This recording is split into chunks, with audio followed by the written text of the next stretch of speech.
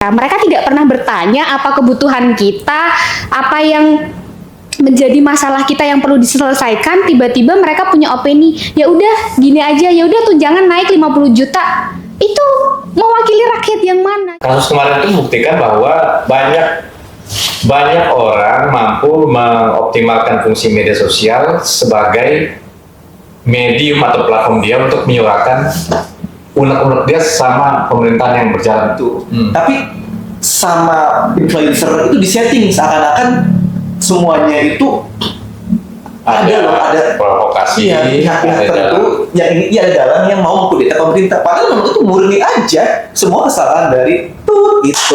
Jadi kalau pemerintah berpikir mereka bisa membungkam rakyat terus mengontrol opini kita, salah besar sih. Mereka ketinggalan zaman sih. Asal Pak Prabowo jangan digulingkan kemudian naik atau wapres. Jangan.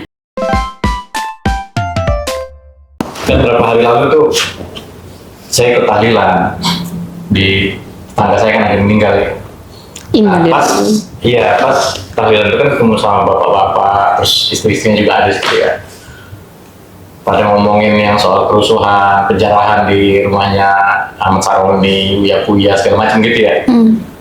Ya sampai kan ya mungkin kita sama-sama tahu lah kasus penjarahan itu kan berita yang berkembang kan melebar kemana-mana ya. Sampai isunya Ahmad Saroni katanya punya koleksi majalah dewasa, punya alat-alat batu seperti itulah ya gitu ya. Nah, saya saat itu dengan sebatas ya namanya saya juga mungkin termasuk paling muda di kelompok bapak-bapak situ. Saya bilang ya selama di situ nggak ada namanya Ahmad Saroni, kita jangan menganggap itu barang milik beliau. Bisa jadi itu ya bisa-bisanya orang di media sosial aja. Tapi ya banyak yang ngotot juga loh. Tapi saya lihat TikTok itu katanya ini punyanya Ahmad Saroni. Itu jadi akhirnya hal-hal negatif tentang sosok itu akhirnya kan semakin dibombardir dengan temuan-temuan yang belum tentu terbukti kebenarannya itu loh.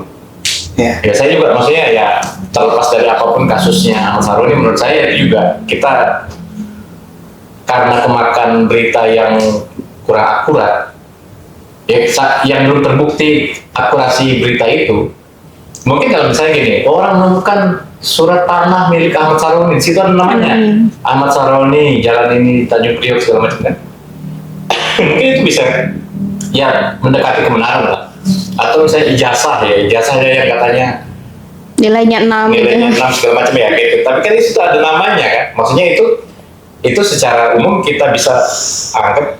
Nah itu yang saya pikir ini ya kasiannya itu banyak orang yang sangat mudah termakan oleh berita-berita di media sosial ya. Berita hoax atau ya mungkin kalau saya juga keingetan waktu Pilpres kemarin ya. Kan ya banyak permunculan istilahnya buzzer lah atau halusnya itu social justice warrior istilahnya SJW, orang-orang yang menggunakan media sosial untuk membentengi atau melakukan semacam ya propaganda lah di media sosial gitu. Nah kalau dengan kasus yang barusan ini kan saya pikir kok segitu harus hati-hatinya kita sama media sosial belakangan ini ya. Belakangan ini kan apalagi kan kita tahu misalnya kasus-kasus ya kemarin sampai penjarahan, demo-demo anarkis segala macam itu kan menurut saya itu banyak dipicu oleh hasutan di media sosial. Nah itu bagi saya pribadi saya nggak mau ya di paling kecil mungkin anak saya sebagai pengguna media sosial juga itu jadi ikut-ikutan kayak begitulah gitu ya. Teriak Allahu Akbar gitu ya. Kan Jokowi udah selesai. Ya tapi maksud saya memang tantangan di era sekarang kita ini kan semua orang punya handphone ya. Handphone bukan lagi barang mewah. Semua orang bisa mengakses informasi dari media sosial. Ya. Nah terkait kasus yang baru seminggu terjadi ini kan kita tahu ya bahwa pada sebagian aspek media sosial itu sangat membantu kita untuk mengontrol jalannya pemerintahan. Bagaimana orang kemudian tahu sebatas apa orang yang mereka pilih itu berperilaku di tempat kerjanya, gitu kan?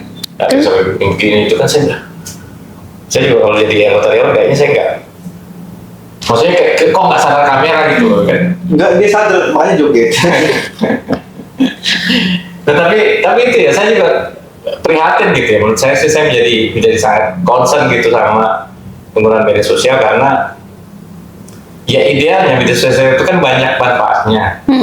Tapi kemudian terutama terkait sama kasus-kasus yang kita alami beberapa hari terakhir ini, itu kan jadi seolah-olah kayak kita ini harus benar-benar membekali diri kita dengan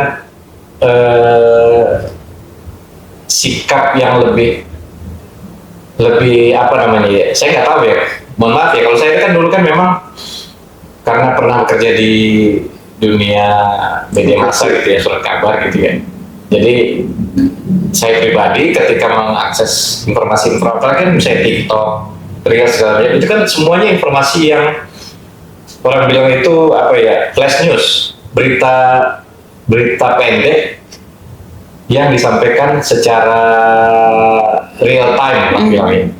Kita bisa menonton live.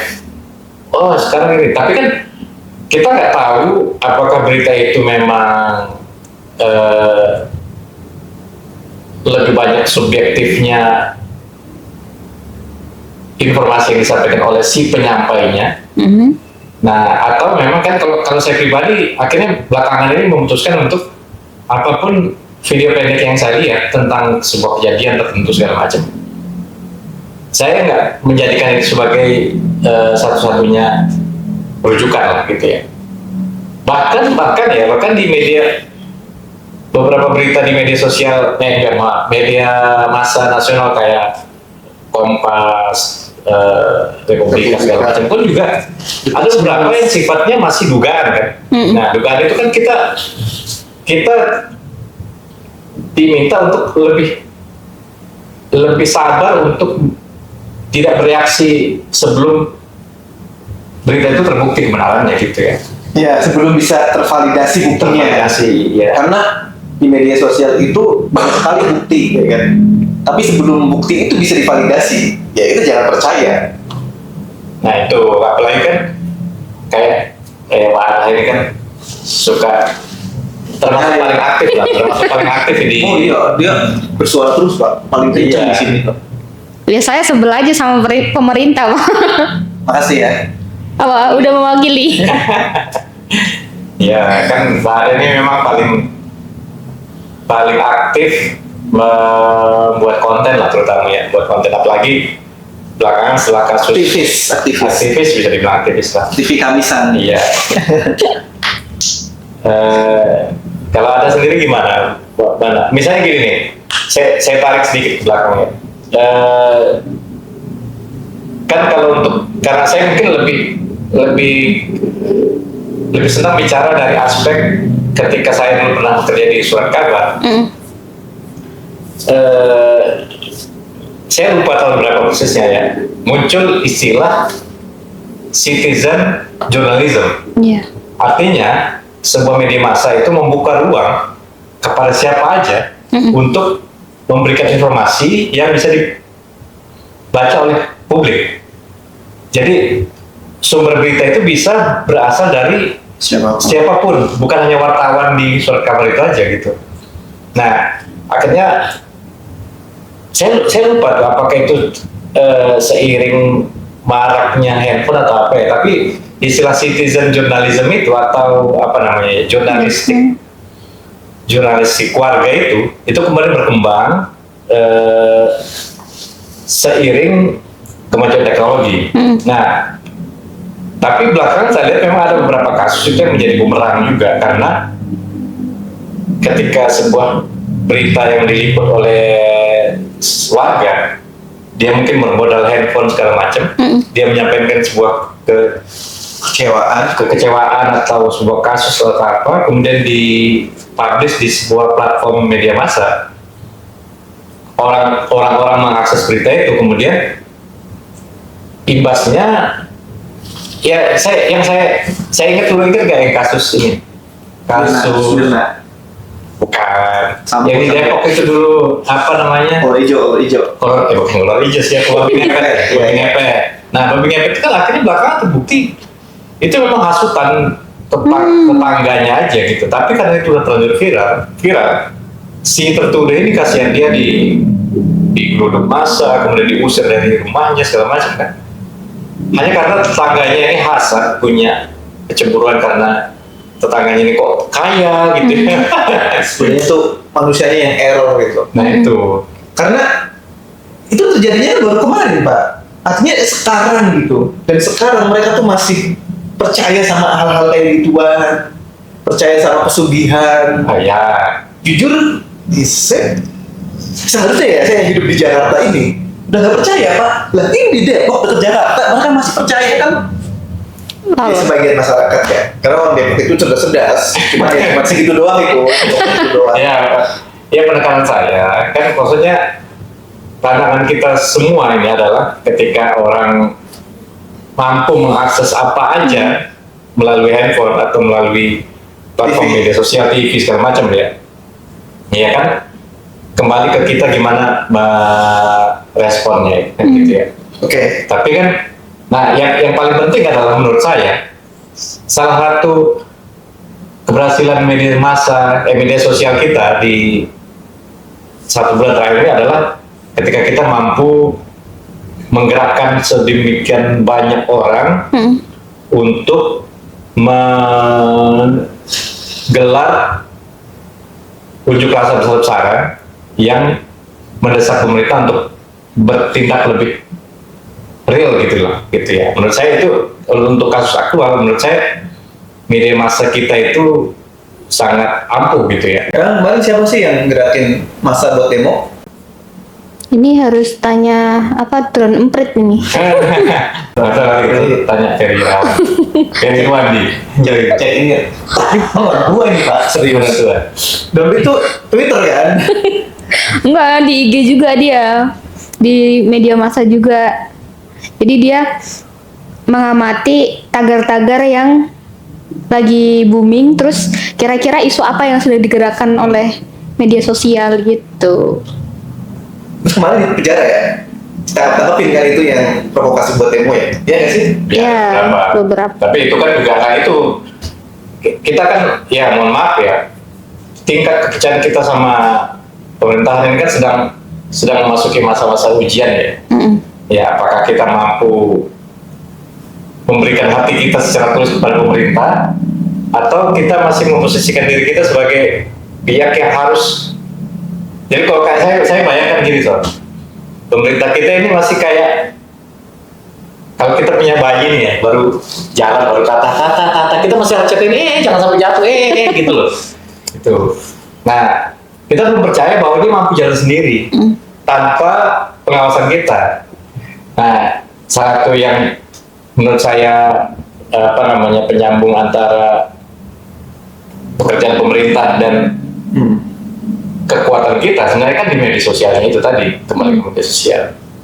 Ya, Kalau ada ini kan juga beberapa postingannya kan memang postingan marah-marah ya. Saya waktu itu sempat pengen ikut demo, Pak, karena lihat postingannya Mbak Arha ini. Ya, tapi kan saya juga lihat sih, maksudnya apa yang disuarakan Mbak Arha ini kan sebenarnya mewakili Tuhan. Oh, bukan. Nah, bisa ya. Wakil masyarakat itu. Ya kalau Anda sendiri melihat apa ya kasus kita terakhir lah, Gimana? bagaimana DPR dan pemerintah pusat lah secara umum, kontrol yang diberikan masyarakat ini harusnya gimana sih gitu ya? Sebenarnya saya juga pernah bekerja di salah satu media massa ya Pak. Saya di TIT gitu ya. Pos. Enggak, pokoknya adalah di Jawa Tengah gitu. Dan citizen journalism itu bagi kami media itu sangat membantu untuk mencari isu-isu yang terbatas gitu. Kadang kita kan nggak bisa Menjangkau. tersebar, menjangkau semua hal yang ada di masyarakat gitu. Jadi apa yang real time masyarakat tuh bisa langsung memvideokan dan kita yang akan merepost itu ulang. Tapi dengan adanya sosmed itu sendiri seperti pisau bermata dua ya. Tuh. Nah, di satu sisi menurut saya itu kekuatan terbesar rakyat di era digital ini, Pak. Karena semua orang bisa jadi wartawan mendadak gitu. Mereka bisa rekam, bisa upload, bisa langsung Berpendapat. viral, berpotensi untuk dilihat orang banyak. Tapi balik lagi, karena pisau itu kalau digunakan tidak sesuai dengan fungsinya, ya pasti akan melukai gitu. Di era yang kita bisa langsung nge-live, langsung menyebarkan apapun. Kalau kita nggak jeli dengan apa yang ada dalam informasi tersebut, kita bisa-bisa terjebak dalam propaganda gitu. Cuma dalam kasus terakhir ini yang soal DPR, fungsi media sosial tuh begitu luar biasanya bisa menggerakkan massa sebegitu banyaknya dengan organik gitu. Iya. Itu alat kontrol yang luar biasa sih, Pak. Ada peta kekuasaan informasi yang berubah. Kalau dulu kan pemerintah menguasai media mainstream ya. Mereka kalau mau atur informasi itu gampang. Kasih press release, tayang, selesai. Narasi bisa dibikin-bikin.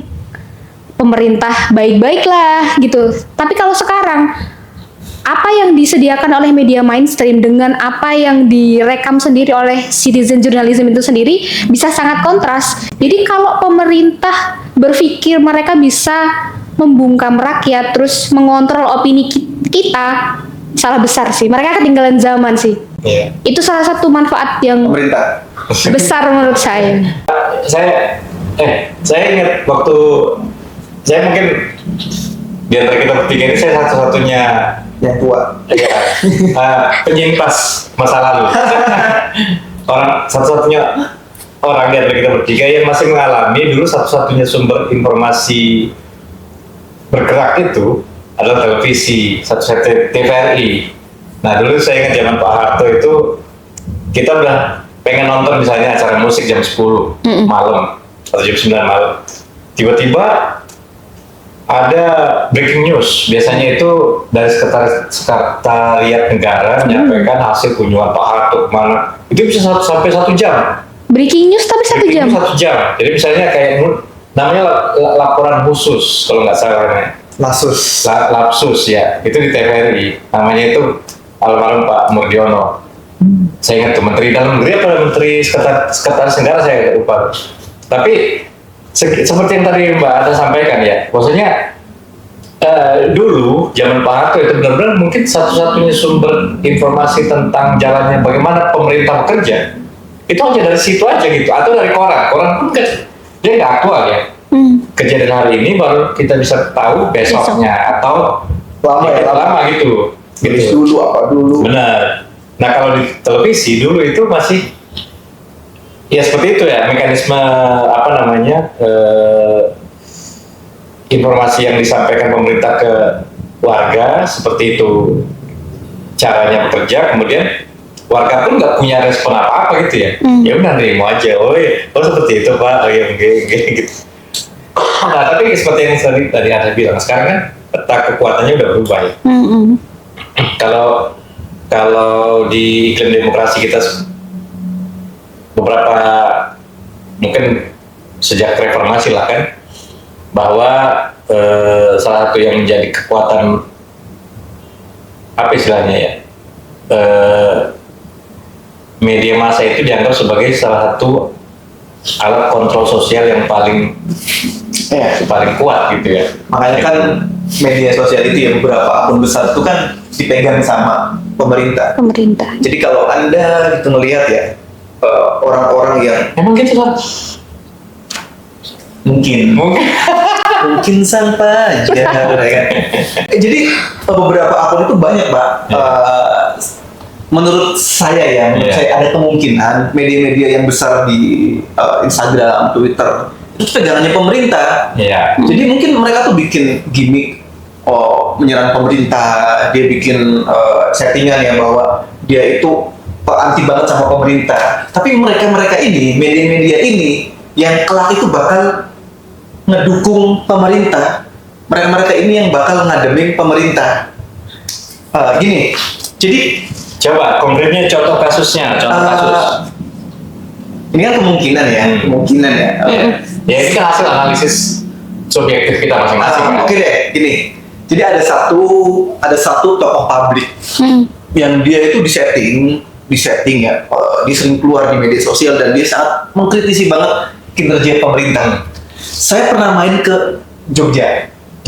Saya pernah main ke Jogja dan saya ketemu satu mahasiswa yang dia itu ngedaki bareng sama si tokoh ini. Nah, saya kan dulu sebelum mata saya kebuka, saya pernah ngeblus Jokowi. Ya kan? Nah, pada saat itu tokoh publik ini sering banget mengkritisi ngeritik kinerja Jokowi. Saya yang waktu itu Jokowers banget ya, cinta Jokowi itu kan kayak nggak suka gitu. Nah, akhirnya saya ketemu dengan mahasiswa yang ada di Jogja, ngobrol di situ. Dia ngobrol bahwa Mas Tasori, kamu tuh nggak usah membenci tokoh ini. Kamu tuh nggak perlu ya kan, nggak perlu. Intinya jangan membenci si A, B, C, D ini yang menyerang Jokowi. Iya, karena mereka menyerang itu ya memang disuruh untuk nyerang. Jadi mereka itu dibayar gitu. Ini buat kamu ya. Dan orang itu ya, bisa dilihat lah, orang-orang yang mengkritisi pemerintah tapi dia tuh aman-aman saja gitu. Dia aman-aman saja. Nah, orang ini itu bahasanya tuh kayak apa ya, menyakiti banget pemerintah gitu lah. Tapi orang-orang itu yang kelak bakal ngademin ketika Indonesia, ketika Indonesia hari ini nih, orang ini maki pemerintah apa segala macam gitu ya. Tapi orang-orang yang maki-maki ini kelak tuh bakal mendukung pemerintah. Jangan gitu. Nah, dan itu saya dikasih tahu sama dua orang. Itu yang pertama. Nah, yang kedua ada lagi tokoh yang memang diciptakan oleh pemerintah. Nah, setelah itu akhirnya saya berpikir bahwa berarti ketika saya melihat ada kejadian-kejadian yang di luar nalar ya, kok dia bisa statement kayak gini gitu ya.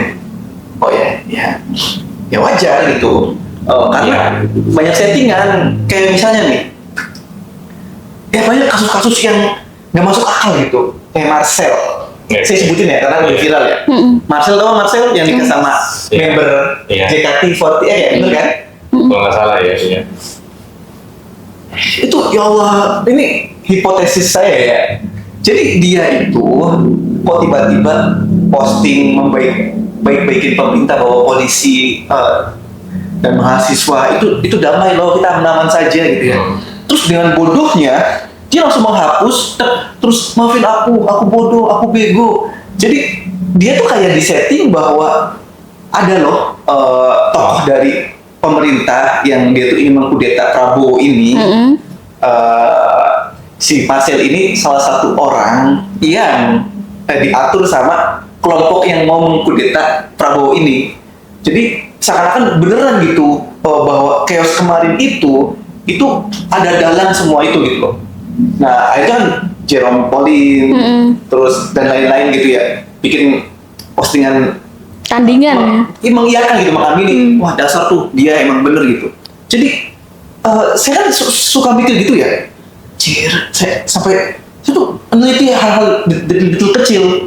Wah, berarti demo kemarin emang bener-bener itu chaos gitu, bener-bener chaos dan tidak ada pihak-pihak yang memang mau mengkudeta pemerintah, bukan, tapi itu memang pure kesalahan pemerintah. Dugaan saya kayak gitu. Tapi sama influencer itu disetting seakan-akan semuanya itu ada provokasi, pihak-pihak tertentu yang ada dalam yang mau mengkudeta pemerintah. Padahal memang itu murni aja semua kesalahan dari itu. Itu ada kaitannya sama Pak Prabowo yang bilang kalau ini udah termasuk tindakan makar dan terorisme. Iya nggak, Mas? Nah, iya kan? Jadi malah ya kalau saya begini, artinya kan itu memang mungkin kita juga punya Ini hipotesis ya. Hipotesis, ya. Ini teman-teman ya, ini opini saya pribadi, bukan fakta, oke? Maksud saya gini, ini kan kita juga belum bisa mengambil kesimpulan apakah demo kemarin itu seperti yang tadi Mas Asri bilang ya, apakah benar-benar murni karena gelombang kemarahan rakyat terhadap Pemerintah. jalannya pemerintahan, atau memang ada unsur dalang di belakangnya, orang-orang yang punya kepentingan tertentu, entah mungkin untuk makar atau untuk apa gitu ya. Tapi kalau saya pribadi saya posisikan diri sebagai orang awam lah. Saya nggak mau terlalu masuk ke situ ya. Cuma pada akhirnya saya melihat bahwa kasus kemarin itu menjadi bukti bahwa pemerintah sekarang harusnya jangan main-main lagi, kan? Jangan main bercanda lah gitu kan. Yang bercanda-bercanda itu cukup lapor Pak lah, cukup BTS lah gitu kan. Jangan banyak jangan banyak gimmick yang aneh-aneh lah gitu pemerintah lah. Aneh backbone ya. Iya. Lapor Pak. Nah maksudnya gini, ketika kita bicara masuk ke ranah politik yang sangat dinamis dan sangat penuh settingan itu, ya kalau maksud saya gini, ya saya bukan orang yang punya kapasitas ngomongin politik ya. Misalnya kasus tersangka kemarin yang wakil menteri ketenagakerjaan ya, itu kan dulunya kan menyerang besar-besaran Pak Prabowo. Siapa Pak? Noel itu. Oh iya. Nah, artinya kan ya seperti sampai bilang tadi dalam politik kan nggak ada kawan abadi kan. Iya. Yang ada hanya kepentingan abadi gitu, kepentingan. Kalau kepentingan. Iya. Nah, tinggal maksud saya concern terbesar saya adalah ketika orang ya seperti tadi Mbak Ade bilang, kasus kemarin itu membuktikan bahwa banyak orang mampu mengoptimalkan fungsi media sosial sebagai medium atau platform dia untuk menyuarakan unek-unek dia sama pemerintahan yang berjalan sekarang. Terus menurut saya di saat yang sama juga menaruh harapan besar terhadap pemerintahan ini. Menurut saya kecil kemungkinannya warga ini pengen ganti pemerintahan, karena kayaknya kecil ya kemungkinan. Kalau untuk makar atau ganti presiden, Anies aja deh atau Ganjar aja deh, kayaknya nggak sampai ke situ. Masyarakat sudah cerdas. Sudah cerdas. Ini jatuh masalah. Tinggal maksud saya begini kan, maksudnya ini kan suara-suara yang kita diskusi kita kan suara rakyat kecil lah ya. Yang tidak akan didengar. Ya didengar syukur, kalaupun nggak didengar ya nggak apa-apa lah ya. Tinggal maksud saya kita sebagai orang yang nonton podcast kita ini mungkin bisa lebih sama-sama mikir lah. Media sosial itu harusnya punya fungsi yang positif lah gitu ya. Kalau menurut saya kemarin itu sebagian besar postingan tentang kerusuhan, tentang aksi demonstrasi segala macam masih pada tataran positif. Selama bukan anarkis ya, ajakan-ajakan untuk merusak fasilitas umum menurut saya pengecualiannya itu ya. Tapi kalau misalnya sekedar informasi atau penjarahan, alhamdulillah ya, saya orang yang paling nggak setuju dengan penjarahan gitu ya, apapun alasannya ya. Tapi ketika digunakan untuk tempat kita menyuarakan unek-unek kita, tempat kita untuk istilahnya itu bagian dari cara kita untuk membantu pemerintah ini berjalan dengan baik dan benar gitu. Media sosial itu salah satunya. Mungkin ya teman-teman kita di Indonesia Timur, bagaimana mereka mampu menyuarakan kepentingannya ketika apakah mereka harus datang ke Jakarta, kan nggak mungkin. Cukup pakai postingan mungkin Facebook, mungkin TikTok atau apa kan bisa. Warna merah jambu sama hijau. Merah jambu kan? Iya, merah jambu. Tapi saya agak kecewa sih Pak sebenarnya bukan dengan demonya ya, tapi dengan respon pemerintah sendiri terhadap kekuatan aksi massa yang begitu masifnya saat ini. Ya sempat saya singgung tadi yang Pak Prabowo bilang bahwa ini sudah termasuk makar, sudah termasuk terorisme gitu.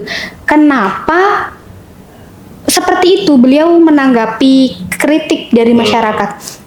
Harusnya ketika orang dinotis kesalahannya, berarti ada yang salah ya dengan saya. oke, akan saya koreksi seperti itu. Ngaca. Oh iya. Iya. Kok ternyata saya nggak cantik banget ya gitu ya. Oh iya. Tapi Setuju. kenapa setiap kritik, setiap saran yang dilontarkan oleh masyarakat itu dianggap sebagai ancaman? Apalagi sampai ke makar, sampai ke terorisme. Sepertinya masyarakat tidak punya pikiran sejauh itu Sejauh gitu. itu, sejahat itu ya. Iya. Betul. Instead of makar, coba deh lihat motivasinya, keluhan masyarakat itu apa. Itu kan yang seharusnya didengar oleh pemerintah. Betul. Dari demo ini tuh sebenarnya kalian mau apa? Lah kok ujung-ujungnya makar? Dari mana? Nggak make sense gitu. Iya. Tapi kalau saya sih ngeliat gini, kan kayak Pilpres kemarin kan, mungkin kalau saya mungkin memang pemilih Pak Prabowo ya. Kenalan. Saya dan Anda bukan pemilih Pak Prabowo ya. Tapi saya memposisikan diri saya sebagai orang yang mungkin salah satu orang terdepan yang mensupport langkah-langkah positif Pak Prabowo ya. Nah, tinggal mungkin, ya maksud saya gini, saya jujur aja saya milih Anies. Saya pemilih Anies. Tapi Anak abah. Tapi saya adalah orang yang menurut saya cukup fair lah. Ketika rakyat Indonesia menentukan pilihannya Pak Prabowo, ya kita support. Asal Pak Prabowo jangan digulingkan, kemudian yang naik adalah wapres. Jangan. Nah, Gibran jadi presiden. Aduh. Mohon maaf, lebih baik Puan Maharani. Maksud saya, ketika statement yang tadi dilontarkan oleh Pak Prabowo, menurut saya berbaik sangka sama Pak Prabowo bahwa beliau juga punya mungkin pembisik-pembisik lah ya, yang kurang akurat juga menyampaikan informasi atau termakan propaganda tertentu.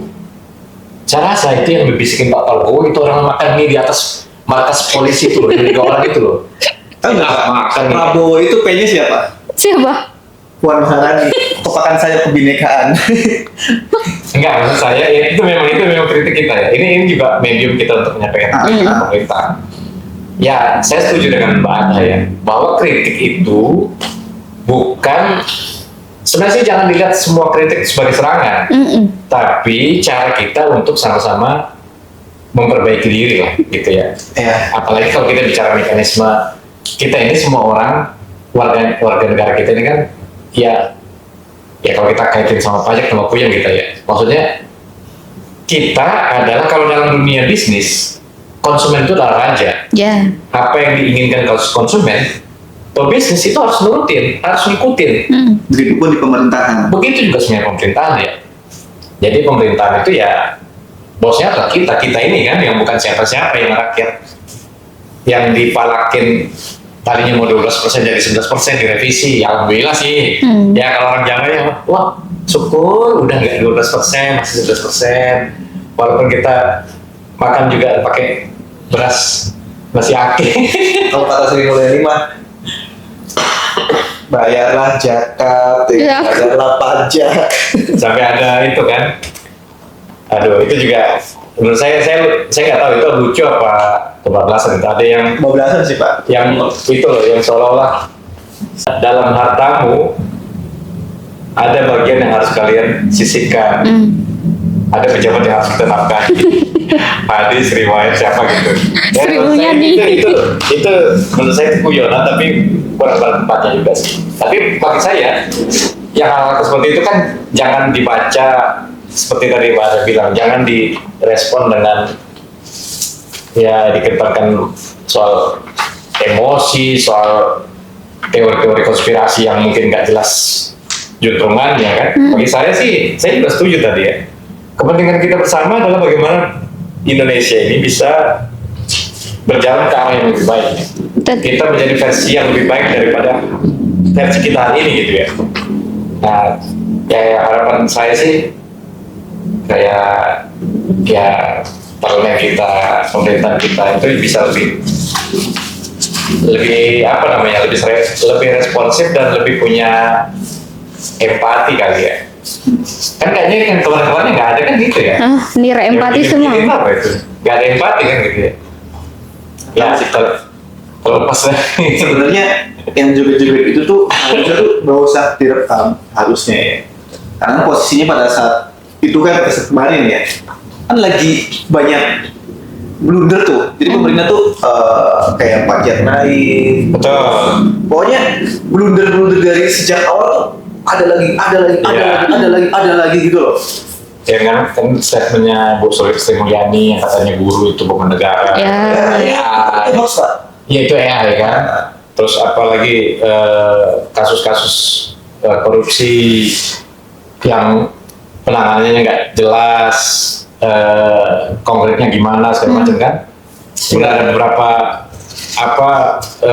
alokasi anggaran yang katanya nggak tepat sasaran, ada beberapa kebijakan yang katanya nggak punya sense of ya menyentuh langsung ke masyarakat. Sampai munculnya kemarin itu kayak misalnya gini, yang kritik terbesar harusnya menjadi tamparan besar untuk pemerintah adalah ketika muncul ketua RT yang Gen Z itu loh. Ya maksudnya harusnya pemerintah itu malu loh kan. Pemerintah yang sekelas kelurahan itu malu kok ada orang yang akhirnya memilih RT yang mampu menggerakkan masyarakat untuk membangun desa RT-nya sendiri tanpa bantuan dari siapa-siapa. Menurut saya itu kan sampai dia juga menolak bantuan dari Pak Deddy Mulyadi kan, KDM kan. Ya maksud saya, ya ini saatnya sih pemerintah lebih lebih punya empati yang lebih tajam lah gitu. Kalau ada apa kritik terbesar ada kemarin, kasus kemarin itu? Tidak, kalau ada ganti abah kan? Oh tidak. Dia temennya itu, jilbab merek joget-joget. Oke, lanjut. Kalau saya sih ya pertama perbesar empati kalian. Kalian kan orang yang berpendidikan, kalian dipilih oleh rakyat untuk mewakili rakyat. Maka jalankanlah tugas itu sesuai dengan apa yang diamanahkan oleh rakyat gitu. Saya sebenarnya bingung loh Pak.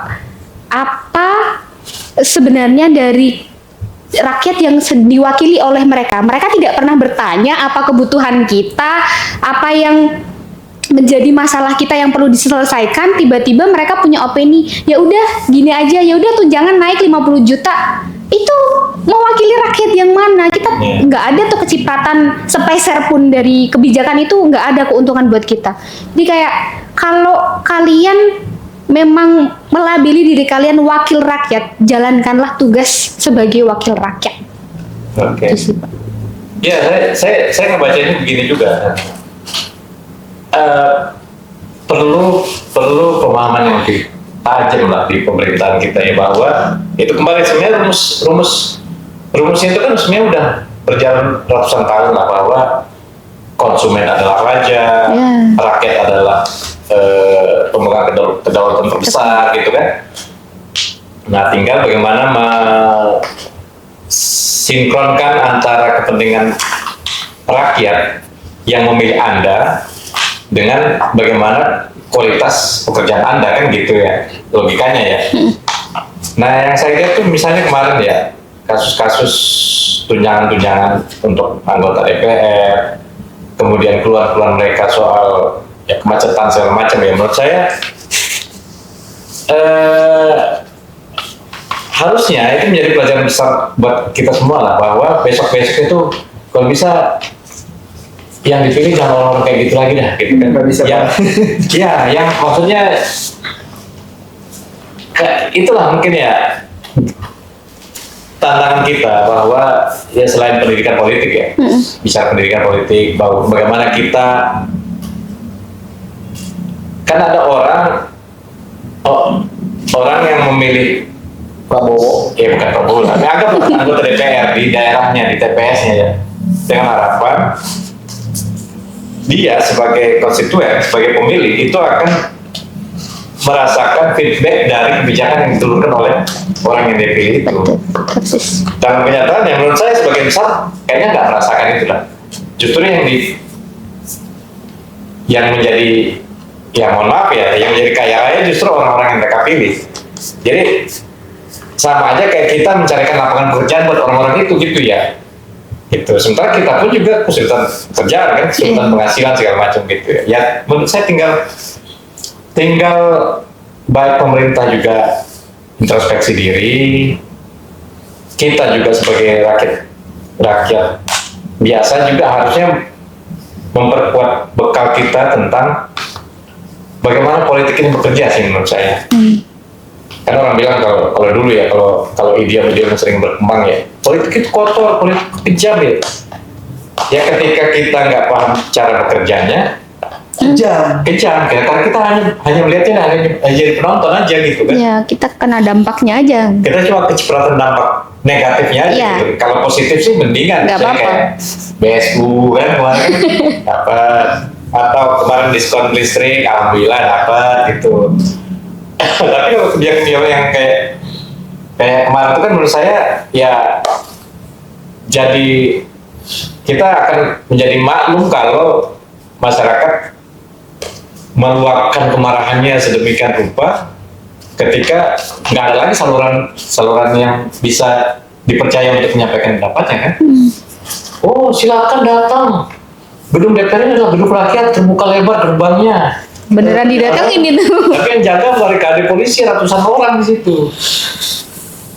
Lo ya, Apa namanya? Pagarnya dilumurin oli supaya orang nggak bisa manjat.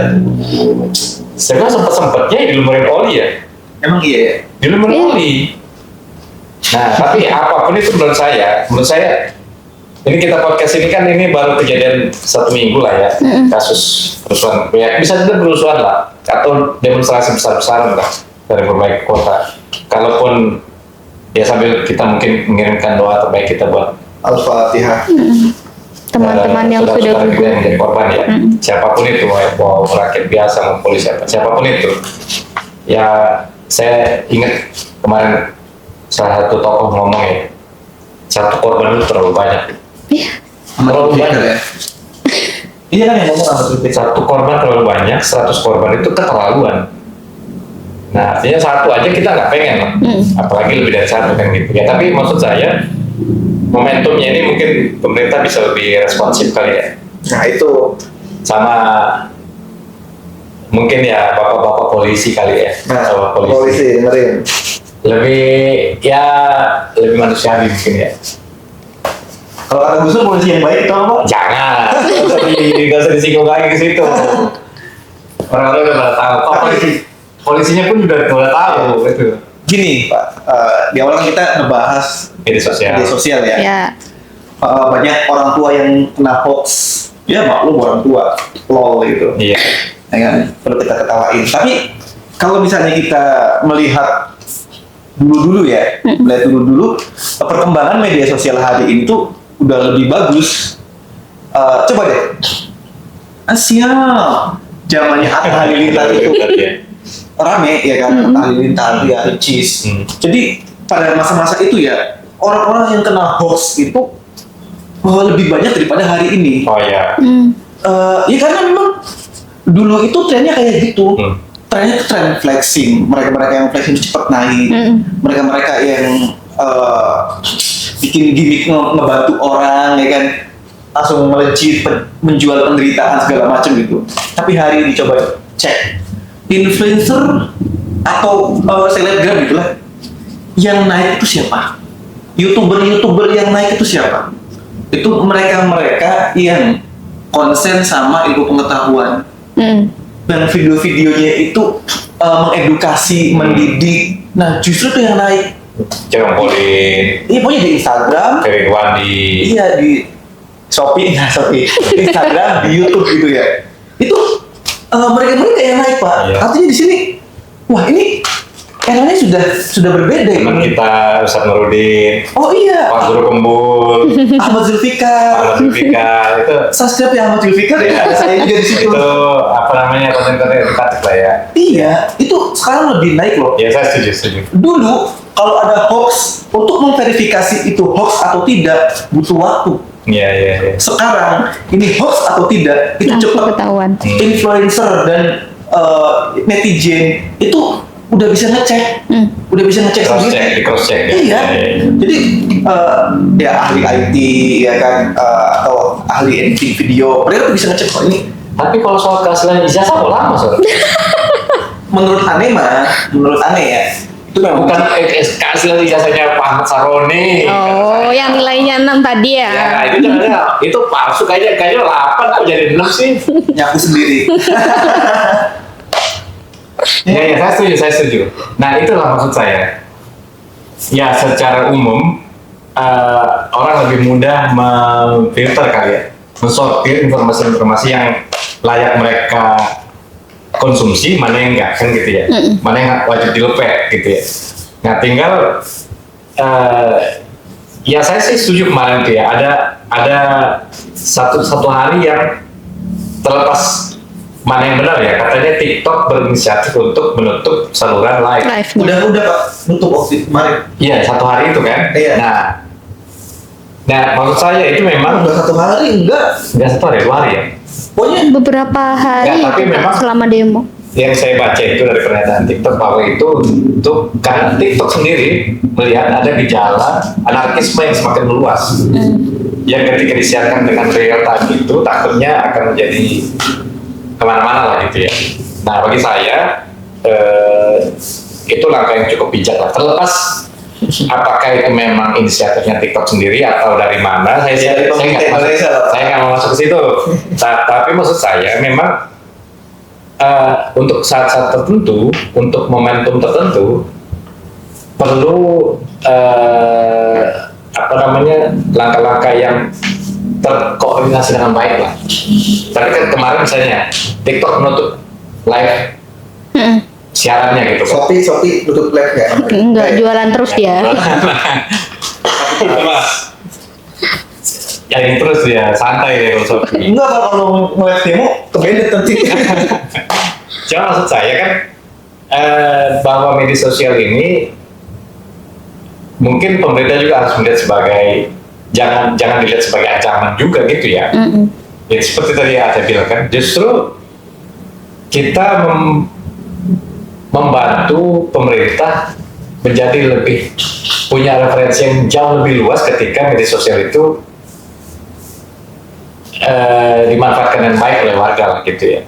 Selama ya itu tadi saya juga setuju sama Tasori bahwa pengguna media sosial kita di Indonesia ini mungkin secara umum arahnya udah semakin lebih edukatif, lebih berkualitas lah gitu ya. Untuk orang tidak lagi mudah termakan sama isu-isu yang nggak bisa dipertanggungjawabkan segala macam gitu ya. Ya kira-kira gitu loh. Tapi sepertinya pemerintah juga melihat bahwa sosial media itu punya pengaruh yang sangat besar gitu Pak, dalam membentuk opini publik. Jadi bisa jadi nih hipotesa juga ya. Kemarin penutupan siaran live itu bagian dari kontrol terhadap opini publik itu. Ya. Ya itu menurut saya, karena seharusnya Berarti ada nuduh pemerintah yang menutup itu kemarin ya? emang pemerintah. Itu udah ada. Oke. Enggak. Jadi ya seharusnya Saya jawabin aja. jahat sih. Ya Seharusnya gimana? seharusnya jangan begitulah Nggak sampai kalau ke situ lah ya. nggak sampai segitunya gitu. Mereka mulai kan ada yang tadi Mas Tasori katakan buzzer. Ada SJW tapi ada juga para buzzer yang mereka berusaha untuk membungkam sesuatu yang ideal gitu. Kan kalau SJW sebenarnya kan dia positif ya Pak ranahnya. Secara umum positif betul. Iya, karena ada orang yang tidak setuju dengan satu idealisme tertentu, akhirnya mereka melabeli Allah lebay gitu aja, bercandaan dibikin serius kalau kita nyangkut-nyangkut soal politik. Jadinya bisa jadi orang yang menyerang SJW dan kemudian menjadikan SJW ini punya label yang negatif itu bagian dari buzzer tadi gitu. Iya. Ya itu teori bisa jadi Keren juga sih. benar ya. Keren juga. Tinggal menurut saya, kalau saya sih lebih begini ya, karena kembali seperti yang kita sampaikan di awal ya. Tadi kan gara-gara saya mancing ngobrol soal tahlil bapak-bapak itu kan. Oh iya, melebar ke sini ya. Ke situ. Gara-gara teman-teman bapak nih di sana. Iya. Sampai kan maksud saya gitu ya. Ya kita juga tidak punya hak untuk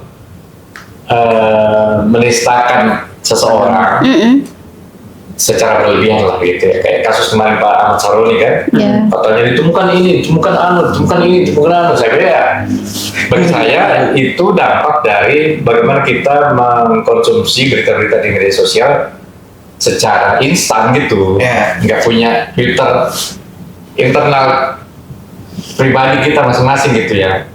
Ya, toh misalnya pun itu benar ya. Ya, terus kita kenapa gitu? Maksudnya apa kita mau orang punya benda-benda itu gitu ya? Oke. Mungkin statement Mbak? Ayo, nggak ada statement saya. Itu mana mungkin? Nggak ada. Saya punya statement Mbak. Oh, iya. Buat teman-teman. Kuat ya. Kata-kata hari ini. Kata-kata hari ini banyak belajar aja, banyak belajar, banyak baca. Ya. Biar teman-teman tuh Karena nggak baca adalah jendela dunia. bukan. Kemarin bukan itu di posting. Baca adalah Upaya untuk hidup bahagia. membaca adalah melawan Oh, right. Untuk saat ini ya, membaca adalah melawan ketidaktahuan, kebodohan, kepicikan. Ya, apapun itu ya, baca buku apapun itu adalah satu perlawanan. Kita membaca buku kitab leadership terbit Keira, ya kan? Oh, itu bagus banget. Iya, itu kan sebagai perlawanan bahwa untuk menjadi pemimpin itu seharusnya seperti ini. Kita harusnya ngomong gini dibayar sama Kira nggak sih? Oh, ini untuk endorse masuknya di sini nanti. Ya intinya gini teman-teman, ini dari saya ya. Ini mimiknya nih. Jadi buat teman-teman semua ya, biar kalian itu enggak makan hoax, ya harus banyak baca buku. Baca buku apapun, karena buku itu mengajarkan kita untuk berpikir berurutan gitu. Runut ya. Iya, sambung menyambung. Jadi ketika kita mendapatkan informasi yang sumbernya itu nggak jelas, loh kok ini gejala-gejala, wah berarti ini hoax nih, ini harus divalidasi ulang ini. Gitu teman-teman. Jadi Betul, saya setuju.